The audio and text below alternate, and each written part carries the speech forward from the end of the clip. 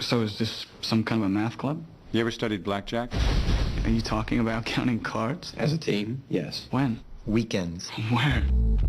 So you want to play blackjack like a pro? Do you think you have what it takes to bring down the house? We'll see. Let's start at the beginning with a little history of the game. Like many beautiful and aggravating things, the history of blackjack can be attributed to the French.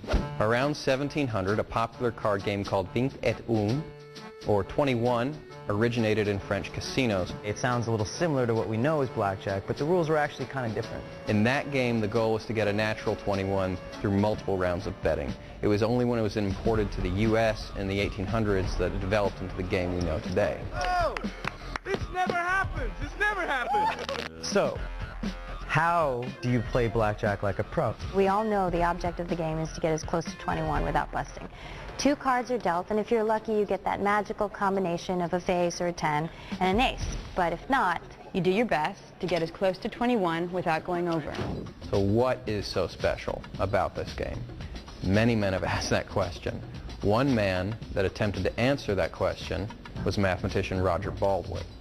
In 1956, he, along with some other number-crunching buddies, published a paper called The Optimum Strategy in Blackjack. This later evolved into what we know as basic strategy. Basic strategy is a set of rules to play by that, if adhered to, will lessen the casino's winning edge to less than 1%. Here you see a chart for basic strategy. And this particular chart is for a common 6 to 8 deck game you would find in Las Vegas, where the dealer has to hit on soft 17. It's a 17 that includes an ace being counted as 11. You're allowed to double after splitting cards. You're allowed to split aces multiple times. You can only get 1 card dealt when you split aces, and blackjack pays 3 to 2. Did you get any of that? If you look at the left side, you'll see every combination of what hand you could be dealt. And if you look at the top, you see what the dealer's up card is. All you have to do is follow what the chart tells you to do, and in this case, you would lower the casino's advantage to only 0.44%, or 44 cents for every $100 played over a long average. You're good with that, right? All right. Guess what? You're still losing. You know, even if you got this thing memorized perfectly, at best you're at a 1% disadvantage to the house. so how do we fix that? Well, that's where me and my friends can help you out. We can show you how to turn the advantage around to benefit you. Blackjack, unlike any other game, has a history and a future. The cards that have been dealt absolutely influence the cards that will be dealt.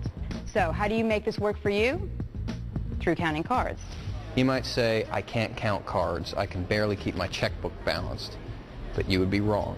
It might sound like you have to memorize every card that comes out of the deck, but in reality, all you really need to do is add and subtract. This system is called the +1, -1 balanced system. In this strategy, cards 2 through 6 are given a value of +1, 7 through 9 are 0, they're neutral, and all 10s, face cards, and aces are given a value of -1. Now, as the cards are dealt, all you have to do is add or -1 to keep a count. I mean, for example, If you're sitting at the table with 5 players and the dealer, if the dealer deals the following hands, King 2, 7, 6, 2, 5, 3, 9, a blackjack, and an up card of 5 for themselves. Okay? Now you simply go down the line and add it up. King is -1 and 2 is +1, so that cancels itself out to 0. Now you just go down the line. 6, 7, +1, 2, 5, now you're up to +3. 3, 9, now you got +4. Blackjack takes you down to a +2, and the dealer's up card makes it a total of +3. There's one more thing you have to take into consideration. How many cards are left in the shoe? If you're playing at a table with 6 decks, the most common, then all you have to do is look over at the shoe and estimate how many decks are left. For example, say you've been playing for a while and you have a count of +10, and you look over to the shoe and it appears to have 2 decks left in it. That means your true count is +5, or the true count is the card counted divided by the number of decks left in the shoe. so what do you do now? Well, I mean, it's really pretty simple, actually. When the count is high, that means the deck is stacked with the high cards, and you're more likely to get a blackjack or a high hand and win. And when the count is low, you're more likely to get a low hand and have a better chance of busting out. Anything over a true count of +10, you raise your bet, and anything under, play the minimums. That's all there is to it. A disclaimer. Most times, the cards will work themselves back to a 0 count or something close to that. It will be very rare that you come across a shoe that will have a count to your advantage. But if you play long enough and smart enough and you can keep the concentration up, you might just come across that one shoe you'll tell your grandkids about.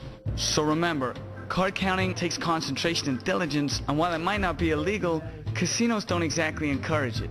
The most important thing to do when you're playing or you're card counting is to have fun and play within your means. If we can help you be a better player and win more often, then we've done our job.